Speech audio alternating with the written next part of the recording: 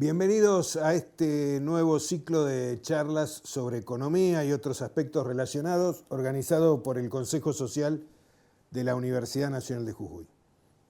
Hoy vamos a conversar con María Inés Fernández Álvarez.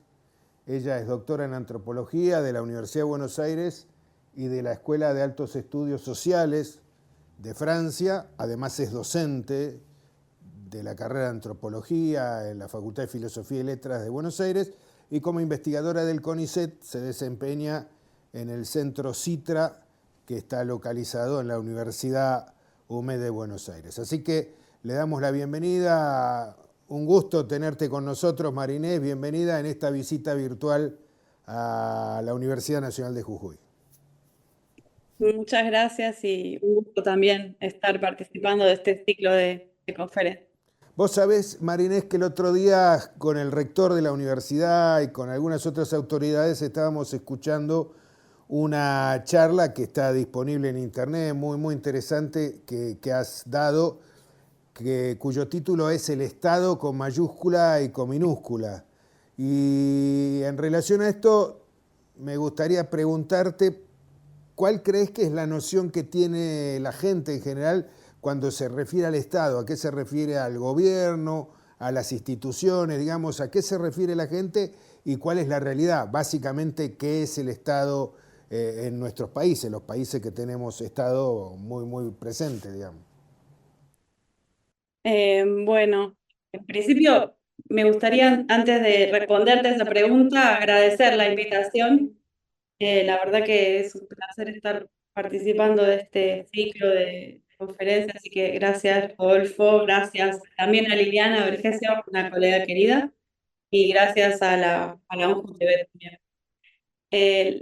Volví volver a pensar esa intervención que mencionás, que estuvo, que digamos que implica también pensar en los contextos, ¿no? En los que pensamos sobre el Estado, ¿no? Y el Estado suele estar como, y esa diferenciación de alguna manera que tiene que ver con pensar el Estado con mayúscula o pensar el Estado con minúscula, tiene que ver con detenernos a pensar efectivamente en cuáles son aquellas acepciones más frecuentes, ¿no? Cuando uno le pregunta, o cuando nos preguntamos, cuando pensamos qué es el Estado, solemos en general pensar en las instituciones de gobierno, ¿no? En el mejor de los casos, en el Poder Judicial, ¿no? En instituciones, digamos, de alguna manera. Y eso tiene implicancias fuertes incluso para la reflexión en la práctica, ¿no? En ciencias sociales. Solemos decir que el Estado es una de las instituciones que nos resultan como más elusivas, ¿no? A la hora de pensar o de abordar, digamos, aquello que llamamos Estado, ¿no? Y eso se traduce efectivamente en pensar en esta idea del Estado con mayúscula, ¿no? Que remite o que suele remitir a los órganos de gobierno, ¿no? A las instituciones. Efectivamente, si uno mira, de hecho, las definiciones en la Real Academia, se establece esta distinción, ¿no? El Estado con mayúscula refiere al conjunto de órganos de gobierno, el Estado con minúscula remite, de hecho, a aquellas cuando lo utilizamos frente a el Estado territorializado, digamos, ¿no? Un departamento, un municipio. Y esta cuestión de pensar o detenernos a pensar por qué el uso de la mayúscula para nombrar el Estado, que una cuestión que no aparece frente a otras instituciones como podría ser el mercado, por ejemplo, ha sido una reflexión, de hecho, ¿no? En la práctica académica, ¿no? Fuerte, ¿no? En algunos autores como por ejemplo Abrams o Mitchell, que han abierto a partir de eso una reflexión que nos permita detenernos a pensar por qué cuando pensamos el Estado en esa clave como institución, implica pensarlo como algo abstracto, separado, ¿no? Como una cosa, ¿no? Como algo de lo que no somos parte, ¿no? De alguna manera.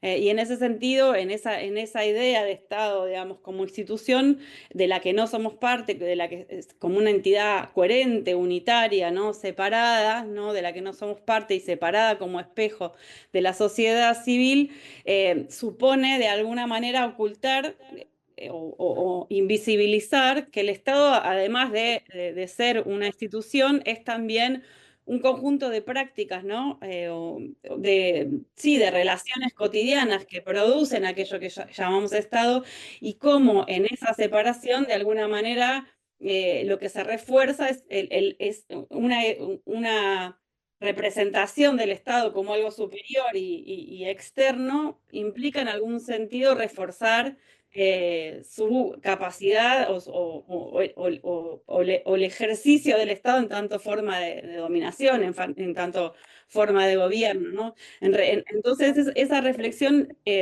digamos, a mí me parece bastante ilustrativa pensarlo con minúscula, cuando en clave práctica cotidiana, porque en realidad cuando podemos darnos cuenta de que el Estado es algo que aparece en todas nuestras relaciones, también podemos pensar que el Estado es algo que también producimos, ¿no? Obviamente producimos atravesado por relaciones de poder, por recampos de fuerza, ¿no? Y eso implica también pensar que aquello que llamamos el Estado es también algo que es el producto de esas relaciones de fuerza, que es el producto de procesos de demanda, acción de demanda en torno a derechos, ¿no? Y en ese sentido, obviamente, como digo, ¿no? Esa acción en torno a derechos, esos procesos de demanda implica, por un lado, pensar que el Estado no es algo unívoco, ¿no? Que no es algo que no cambia, sino que es algo que se va transformando y qué es el Estado en cada contexto, tiene implicancias, obviamente, históricas, políticas, sociales diversas, incluso geográficas, digamos, y por otro lado implica también pensar bueno, que puede ir cambiando, ¿no? Y que aquello y sobre todo tensionar o discutir la separación entre Estado y sociedad civil, ¿no?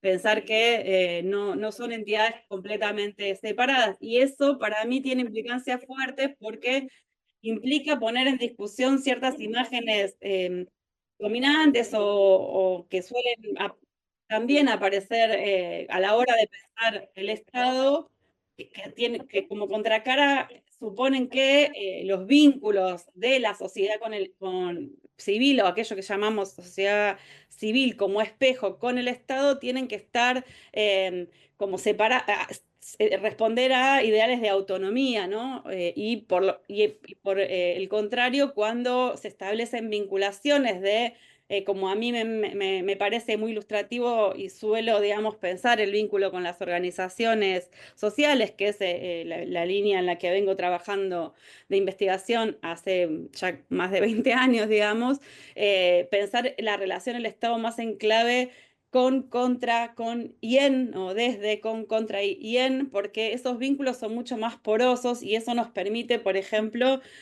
corrernos de ideas de mediación o de cooptación cuando, digamos, para pensar en esta clave más en términos de confrontación, de negociación, de producción conjunta, de coproducción, y obviamente esas relaciones tienen tonalidades que van cambiando en función de los contextos que son obviamente diferentes. Por eso me parece importante también tener en cuenta eso, ¿no? Que esa manera de pensar el Estado en términos de prácticas cotidianas, de relaciones cotidianas, no implica de alguna manera no suponer que existan expresiones en las que se materializan esas relaciones de poder y que muchas veces efectivamente se juega, ¿no? Se coloca en esa clave de que el Estado se nos aparece, ¿no? Se nos presenta como una institución separada y como la capacidad de agencia, digamos, o de acción o de transformación o de producir regulación normativa, políticas, digamos, desde aquello que llamamos sociedad civil, es variable, ¿no? Y sin duda el contexto en el que está producido ese video, digamos, al que haces referencia, dista bastante del contexto que estamos viviendo hoy, ¿no? En ese sentido. Uno piensa en estos días, más diría en estos años que vivimos, pareciera un debate sobre qué grado de presencia o de intervención tiene que tener el Estado en la sociedad, y a la luz de lo que vos explicás, parece que no sería una discusión bien enfocada, más bien parecería, digamos, una lucha, una batalla de intereses que se expresan en esto del Estado muy presente o no queremos más el Estado, pero es una discusión que parece que no tiene mucho sentido a la luz de lo que vos decís, digamos, ¿no? De lo que es la construcción cotidiana del Totalmente. Estado. Sí, sí, totalmente. O sea, me parece que a mí lo que me parece, como que me parece importante como decir en relación a lo que, a la pregunta que haces, que coincido plenamente y que se desprende efectivamente de lo que vengo de decir, es que esa, eso, digamos, esa no, digamos, no discusión con esa idea es válida tanto cuando, digamos, cuando uno tiene, digamos, cuando uno piensa en contextos más progresistas, para decirlo de alguna manera muy sintética, digamos, donde, por ejemplo, organizaciones sociales pueden formar parte de el diseño de políticas, como en contextos más regresivos, ¿no? De alguna manera, para decirlo. Porque efectivamente lo que supone es que en realidad el Estado siempre está presente, nunca hay ausencia total del Estado y digamos que la relación no es una relación de separación, ¿no? Como entidades, sí, con fronteras completamente unívocas, ¿no? Y en ese sentido, bueno, la presencia del Estado es múltiple, desde la represión, ¿no? La represión al momento, digamos, en que uno, situaciones más represivas, por ejemplo, la acción policial, por ejemplo, o de la regulación, digamos, frente a una normativa, ¿no? El llenar un formulario para tramitar un subsidio, infinitas instancias donde el Estado siempre está presente, ¿no? En ese sentido, sí, totalmente lo que decís en relación a esa apreciación.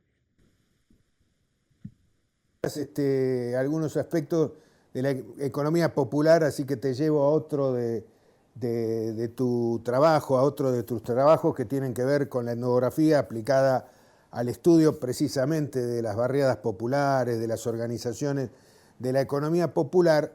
Y a partir de lo que vos comentás y de lo que has escrito junto con otros autores, se entiende cuando se hace referencia a esos sectores de la economía social o economía popular como una economía que está al margen, una economía que está al margen, en realidad es mucho más profundo, digamos. La economía popular implica toda una organización de los sectores populares, todo un armado para poder practicar esa economía que va más allá de si son informales desde el punto de vista del pago de impuestos, de las inscripciones o no son informales, ¿no? Porque en tus trabajos vos explicás que, bueno, que no es solamente el vendedor ambulante que sale a una feria o que va a una estación de ferrocarril o a una terminal de ómnibus a vender sus productos, sino que tiene que organizar, alrededor de ese hecho,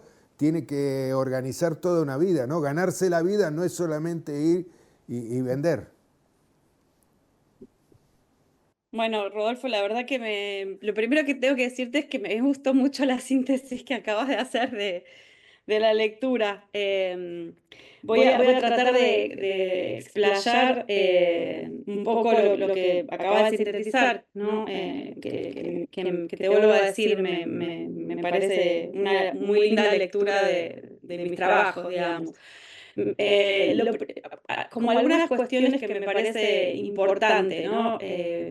Una primera cuestión que estás mencionando y que es crucial y que no es una idea exclusivamente mía, ¿no? Sino hay, digamos, de alguna manera un campo de producción en los últimos, diría, 10 años, tal vez un poco más, pero sobre todo 10 años en nuestro país y también en la región para, de alguna manera, reflexionar sobre ciertos sectores sociolaborales, me gusta llamar o decir, que forman parte de la clase trabajadora hoy en nuestro país y en el mundo, que por un lado, importante señalar, no son un sector sociolaboral nuevo, tan lejos de ser un sector sociolaboral nuevo, digamos, sino que hacen parte o son tan intrínsecos,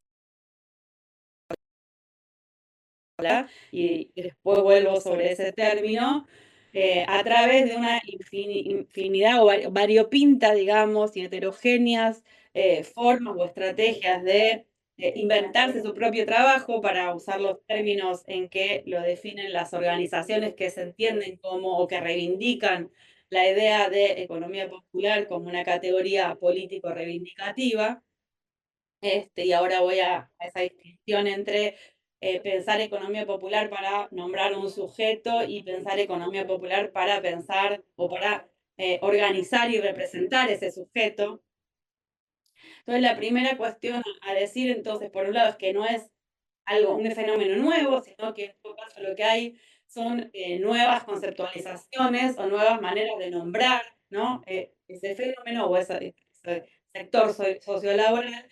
Y la otra cuestión que están tratando, que me parece fundamental, o que para mí es fundamental, y como digo, que es parte de una reflexión más amplia, en un conjunto no solo digamos, de cientistas sociales, digamos, por decirlo de alguna manera, sino de la misma militancia, ¿no? De la misma organización en torno a la economía popular, que tiene que ver con que no es algo que está por fuera de las relaciones mercantiles, que no es, vamos, discutir, digamos, de alguna manera, discutir una idea de externalidad o de exclusión o digamos, como relaciones que no están atravesadas por vínculos mercantiles, e incluso cierta idea de la economía popular asociada estricta o únicamente a una noción de supervivencia, digamos. Eso no quiere decir que obviamente las economías populares, para usar de alguna manera algunas reflexiones que trae, yo creo en particular el trabajo de Verónica Gago, ¿no? Que es pluralizar un poco la idea de economía popular. Me parece que por lo menos instaló de alguna manera esa idea que me parece importante, ¿no? Que es pensar que las economías populares son plurales, digamos, son heterogéneas, instalar de alguna manera fuertemente esta idea.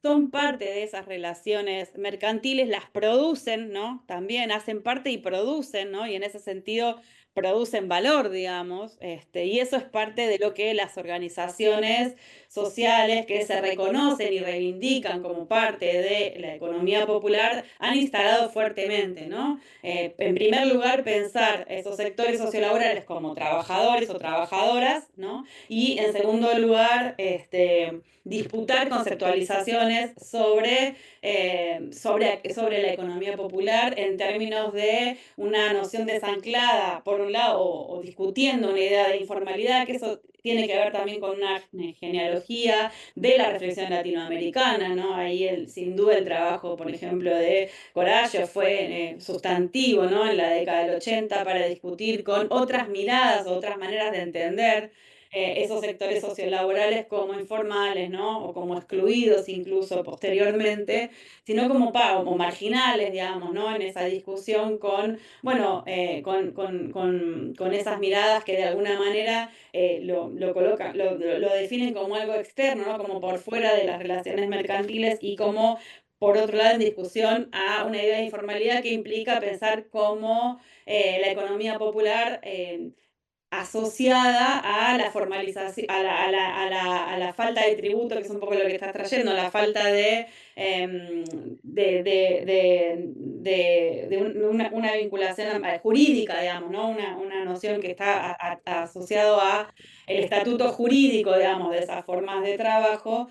Entonces eso me parece que es un punto central, ¿no? En esa idea de cómo pensar en términos de sujeto sociolaboral, se quiere, como decía, por un lado el carácter plural y heterogéneo y pluriactivo incluso, ¿no? De esas formas de ganarse la vida, por otro lado desanclar o discutir con la idea de informalidad, que digamos, en la reflexión conceptual que van a traer las organizaciones que se entienden y definen como parte de la economía popular va a ser sustantiva, y que va a permitir a mi entender, colocar o poner el acento en el carácter productivo de estos trabajos, y en el carácter productivo de estos trabajos, tanto en aquellos que, como mencionabas recién, hacen parte por ahí de relaciones más vinculadas a relaciones mercantiles, ¿no? Como por ejemplo la venta ambulante, ¿no?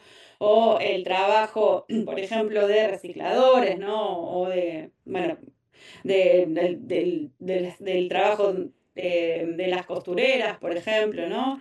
Que hacen parte de las ramas que se reconocen como parte de la economía popular, como por otro lado el trabajo de cuidados, ¿no? El trabajo de cuidados comunitario, un trabajo altamente feminizado, ¿no? Que la conceptualización que van a proponer las organizaciones para pensar esos trabajos efectivamente va a destacar el carácter productivo, y ahí sin duda la sinergia entre economía popular y feminismo popular ha sido muy productiva para reconceptualizar y ampliar entonces la noción de trabajo, y en ese sentido a mí me parece, una cuestión que me parece importante traer en función de lo que estás diciendo, que es cómo, digamos, estos 10 años, incluso diría tal vez más, ¿no? de reflexión y de conceptualización, insisto, no solo desde el mundo académico, o más bien no solo la academia, sino en relación con las organizaciones y del trabajo de las organizaciones mismas en esa conceptualización, ha permitido poner sobre la mesa, obligarnos a pensar en cuál es el mercado de trabajo hoy, ¿no? Y creo que eso, en algún sentido, cuál es el mercado trabajo realmente existente de la Argentina hoy. Nosotros desde el CITRA venimos acompañando, digamos, esa discusión, produciendo un indicador específico de economía popular que nos permite construido a partir de la EPH, o sea, la estadística, digamos, disponible, que es, como sabemos, digamos, una medición que implica solamente medir conglomerados urbanos, grandes conglomerados urbanos, y a pesar de eso, esas mediciones permiten mostrar que hoy el mercado de trabajo, el 30%.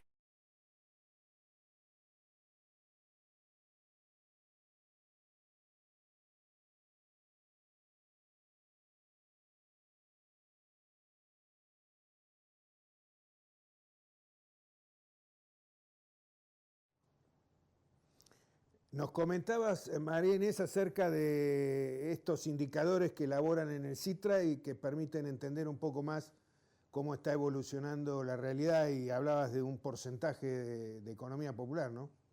Sí, decía que este indicador que construimos desde el CITRA, porque bueno, digamos, para poder dimensionar efectivamente y contribuir a dimensionar el peso, digamos, de la economía popular dentro del mercado de trabajo, y en función de eso, las estadísticas disponibles son efectivamente la PH, nos permiten decir hoy que cerca de 4 millones de personas, solamente, como insisto, en relación a la medición que permite la PH, que son grandes conglomerados urbanos, o sea, cerca del 30% de la PEA, digamos, de la población económicamente activa, hace parte de la economía popular, ¿no?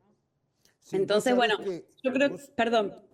Sí, no, vos sabés, Marínez, que no sé, probablemente también el fenómeno se dé en la zona de Lamba, digamos, pero en nuestras provincias, donde lamentablemente con la situación económica en los últimos años, tener trabajo no garantiza llegar a fin de mes, ¿no? Que es lo ideal que uno quisiera. Bueno, el que tiene trabajo debería ganar lo suficiente como para llegar a fin de mes, para que se entienda.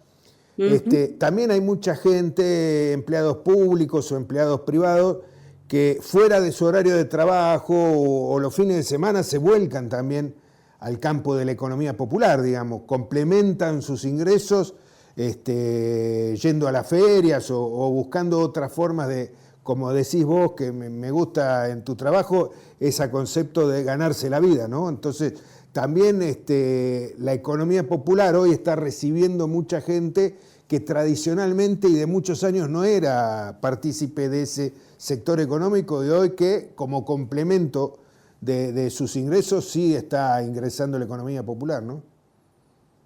Totalmente, Rodolfo. Eso que señalás es clave digamos, el trabajo etnográfico nos viene permitiendo documentar esto que estás señalando hace tiempo, digamos, ¿no? Una primera cosa que me gustaría decir es eso. Obviamente que que en el contexto actual eso se profundizó, ¿no? Y como bien lo señalás, uno cada vez más observa trabajadores que forman parte de lo que se define como el mercado formal del trabajo, digamos, que se vuelcan o que complementan de alguna manera su ingreso con trabajos o actividades, diría, en la economía popular. Y en ese sentido, dos cosas me parece importante decir. Por un lado, digamos, que esta idea que traes o que señalas, que a mí me parece muy ilustrativa de ganarse la vida, que es un concepto que proponen dos antropólogos, Susana Naroski y Nico Besnier, en función de discutir con las miradas los modelos económicos que piensan desde modelos abstractos para definir políticas, justamente lo que nos permite es tensionar esas diferencias entre trabajo formal y trabajo informal, o justamente que las personas solo desarrollan su actividad en determinados sectores, ¿no? Que se definen como formales o en otros sectores que pueden definirse como economía popular o como trabajo informal, y que no son espacios, digamos, estancos, sino que justamente las personas combinan estrategias múltiples, tanto individuales como colectivas, para efectivamente ganarse la vida en actividades que hacen parte de tanto de lo que se define como formal e informal. Y esto que estás trayendo efectivamente es algo que, por un lado, nosotros en el trabajo etnográfico lo venimos documentando hace tiempo, digamos, particularmente en el caso del trabajo en la venta ambulante, en las ferias, sobre todo, es algo que venimos efectivamente dando cuenta hace tiempo. Muchas, sobre todo, por ejemplo, maestras, ¿no? Que trabajan por ahí no tiempo completo, o empleados estatales, ¿no? Que trabajan por ahí en jornadas más cortas, digamos, ¿no? En trabajos formales y que combinan, ¿no? Y sin duda que en un contexto de empobrecimiento, ¿no? Y donde lo que observamos como característica del mercado de trabajo hoy, digamos, o la realidad del trabajo, más que del mercado de trabajo, las formas existentes de trabajo hoy, o de ganarse la vida, como me gusta llamar, hoy no solo en nuestro país, ¿no? Pero bueno, en este contexto obviamente eso se ha agudizado, se caracterizan por la pérdida de derechos, ¿no? Formas cada vez más desprotegidas de trabajo, y que se combinan con un proceso de empobrecimiento, ¿no? Nosotros en ese sentido también producimos un dato que tiene que ver con la fragilidad laboral, ¿no? Un indicador de fragilidad laboral que efectivamente combina déficit de empleo con niveles de ingreso y precarización del empleo, y efectivamente esto que está señalando es algo que venimos observando de manera creciente, ¿no? Cómo se combinan el trabajo y también a través del trabajo en plataformas, sin duda, ¿no? Que es en distintos ámbitos, ¿no? Uber, otro tipo digamos, y en ese sentido, por un lado, insisto, no es un fenómeno nuevo, ¿no? Y es un fenómeno que uno puede, que tiene larga data y que tiene que ver con una de las principales características, a mi entender, de la economía popular, que es el carácter pluriactivo, ¿no? Y por otro lado, obviamente que se acrecenta en contextos de empobrecimiento, ¿no? De pérdida de poder adquisitivo, donde los salarios, y sin duda el sector estatal en ese sentido es uno de los sectores donde más se observa, ¿no? Esa complementariedad. Efectivamente. Sí, completamente de acuerdo. Son términos a veces que además incluso terminan teniendo como, son como vacíos, ¿no? En algún sentido que se usan en función de, bueno, una declaración más de intenciones, ¿no? A mí me parece que ahí dos cosas son importantes. Por un lado, como salir de la dicotomía inclusión-exclusión, digamos, ¿no?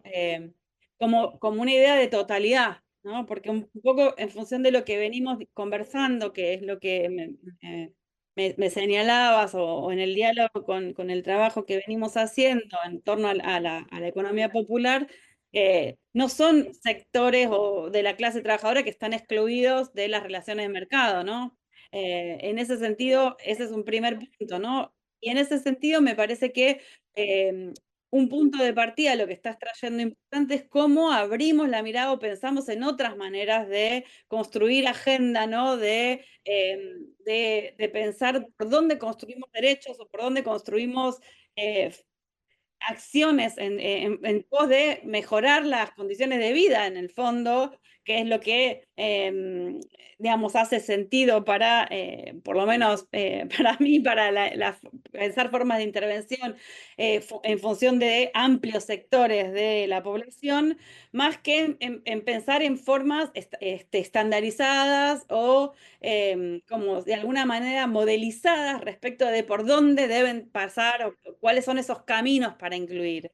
Eso no quiere decir que, sin duda, o digamos, o señalar que se trata de conjuntos incluidos en las lógicas mercantiles o en determinadas formas, digamos, de relaciones en el mercado de trabajo de alguna manera, no quiere decir que no haya dinámicas de exclusión de derechos, de formas de protección, y de hecho es parte de lo que las propias organizaciones que se reconocen como parte de la economía popular hacen, digamos, construyen, digamos, agenda, construyen demandas en torno a, bueno, por dónde construir, disputar derechos, ¿no? El acceso a derechos y formas de protección para esos sectores. Y ahí me parece que efectivamente, como bien señalás, nos falta creatividad, ¿no? Nos falta pensar en otra clave, desde dónde pensar esas formas de producción de derechos, incluso de no tener miedo a jugármelo un poco acá, ¿no? No tenerle miedo eh, o a escuchar o atender ciertas cuestiones que para personas que, por ejemplo, como los vendedores ambulantes o las vendedoras ambulantes se ganan la vida en el espacio público, son sumamente valoradas, como es el control sobre el tiempo de trabajo, ¿no? Y el control sobre los ingresos. Entonces, por cómo podemos empezar a pensar formas de construir una agenda que ponga protecciones sociales, derechos para esa población, sin que eso implique reducir o uniformizar las maneras de intervención en función de lógicas que tienen que ver, bueno, con el trabajo no formal de alguna manera, como una utopía respecto, y eso ha sido muy difícil, ¿no? Durante muchos, yo creo que hoy hay una agenda mucho en ese sentido, mucho más abierta a pensar estas cuestiones, ¿no?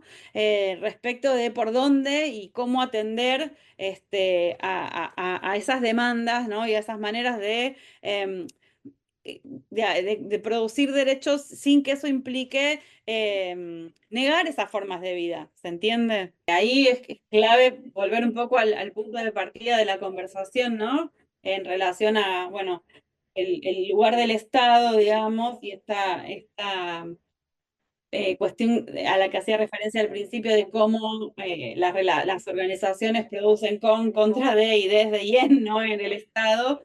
Y ahí claramente pensar en formas de intervención estatal es nodal, porque sin duda que, como lo hemos venido observando en nuestro trabajo, a través del trabajo etnográfico que nos permite como estar en contacto cotidiano, ¿no? Lo que pasa en el territorio, todo lo que genera, digamos, la economía popular organizada en este caso, ¿no? Me parece importante señalar que es a través de la creación de espacios comunitarios de cuidado, ¿no? Que implican también la creación de la infraestructura misma, ¿no? De esos espacios de cuidado que muchas veces se desarrollan las casas de las mujeres, ¿no? Como lo trabajó Florencia Pacífico, que es una de las integrantes del equipo de investigación que coordino, ¿no? Todos esos espacios que estuvieron mediados por relaciones con la política, ¿no? O atravesados por esas relaciones con las tías que se hicieron con de alguna manera, obviamente que hoy, digamos, el de financiamiento de determinadas formas de intervención, bueno, pone en jaque, ¿no? La posibilidad de de dar continuidad a esas dispositivos de bienestar, como lo hemos llamado, y nos parece que es importante calificarlo en esos términos, porque efectivamente es ahí donde el Estado no llega, llegan las organizaciones, ¿no?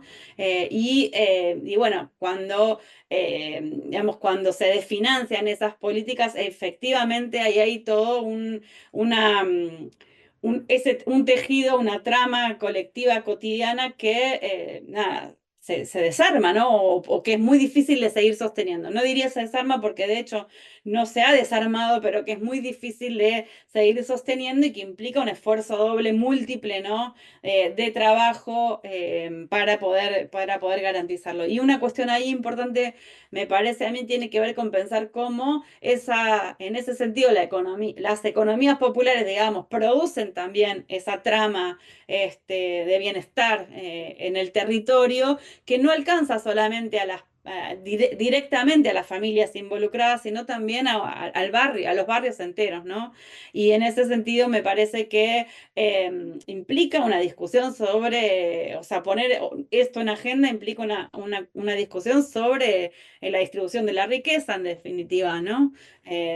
Que ahí es el punto, ¿no? Digamos, desde donde se piensa esas formas de intervención, si se van a pensar como dádivas o las vamos a pensar como, bueno, como una disputa en torno al reconocimiento de trabajos socialmente necesarios que sostienen la vida, ¿no? Muchísimo, Marinés, las cosas que tienen que ver sobre todo porque está en permanente debate, ¿no? Esto de la economía informal. Vos por ahí decís en algún escrito, la venta ambulante no es delito, digamos, ¿no? Esto hay que tenerlo en cuenta. O la falacia de que no hay que ser tan generoso, sino enseñar a pescar, como si la gente en realidad no supiera ganarse la vida, digamos. Hay que enseñarse a ganarse la vida a gente que claramente sabe ganarse la vida. Para ir terminando, Marinés, me gustaría preguntarte, bueno, obviamente por las cosas que vos comentás y por la forma que tiene la economía popular, hay muchas cuestiones que se abordan más correctamente desde una mirada feminista, ¿no? El feminismo, la mirada feminista tiene mucho que ver para también terminar de entender este entramado de la economía social, ¿no? Sin duda. Ahí me gustaría voy a tratar de ser lo más sintética posible, estoy tratando, aunque son temas enormes, ¿no? Dos cosas de decir. Por un lado, el aporte de las perspectivas de la economía feminista, sobre todo, en función de ampliar la noción de trabajo, ¿no? Que digamos, que tiene también larga data, digamos, ¿no? En torno a eh, la relación producción-reproducción en lugar de la reproducción social, ¿no? O del trabajo reproductivo no remunerado, tanto en función de la reproducción de la vida en un sentido amplio como de las relaciones mercantiles en sí mismo, ¿no? De las relaciones capitalistas de producción, ¿no?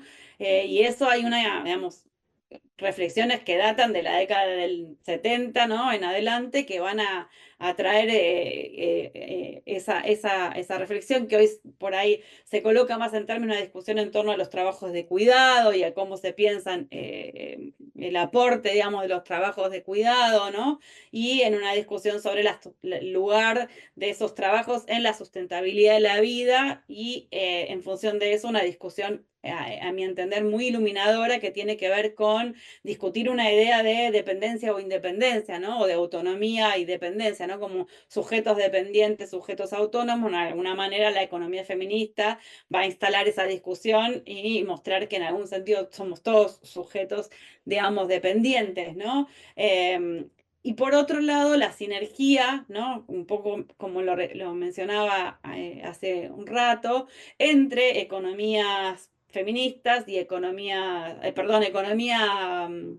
popular y economía y feminismo popular, donde, bueno, esta agenda, digamos, de las economías feministas y del feminismo o de los feminismos en un sentido más amplio, va a nutrir o a profundizar, ¿no? O a enriquecer ciertas discusiones o ciertos debates o ciertas demandas del campo de la economía popular organizada, por decirlo de alguna manera, sin colocarlo en determinadas organizaciones, ¿no? Que eso tiene además también una historia que ancla sin duda en las organizaciones ocupadas, los vínculos o el lugar de ciertas organizaciones ocupadas en la agenda del feminismo popular y que va a nutrir y poner en discusión efectivamente el lugar de esas tareas comunitarias de cuidado, altamente feminizadas, ¿no? Que sostienen la vida en el territorio de barrios enteros, ¿no? Y que permiten la reproducción permiten la producción y la reproducción de la vida de amplios sectores de la población que van más allá de este 30%, ¿no? Eso me parece también importante señalar, ¿no? Gracias, Marinés. La verdad que nos has esclarecido mucho sobre estos aspectos de la economía popular, de la presencia o ausencia del Estado. La verdad que te agradecemos mucho. El tema es muy vasto, muy rico, así que seguramente habrá una próxima vez para que sigamos conversando y nos volvamos a encontrar en esta visita virtual a la Universidad Nacional de Jujuy. Muchas gracias a vos, Rodolfo. La verdad que me resultaron súper productivas tus preguntas y me hicieron pensar un montón. Y seguramente en un próximo encuentro conversaremos sobre cómo viene evolucionando en los últimos años el concepto de desarrollo económico. Así que los esperamos en este ciclo de charlas sobre economía y otros aspectos organizado por el Consejo Social de la Universidad Nacional de Jujuy. Hasta pronto.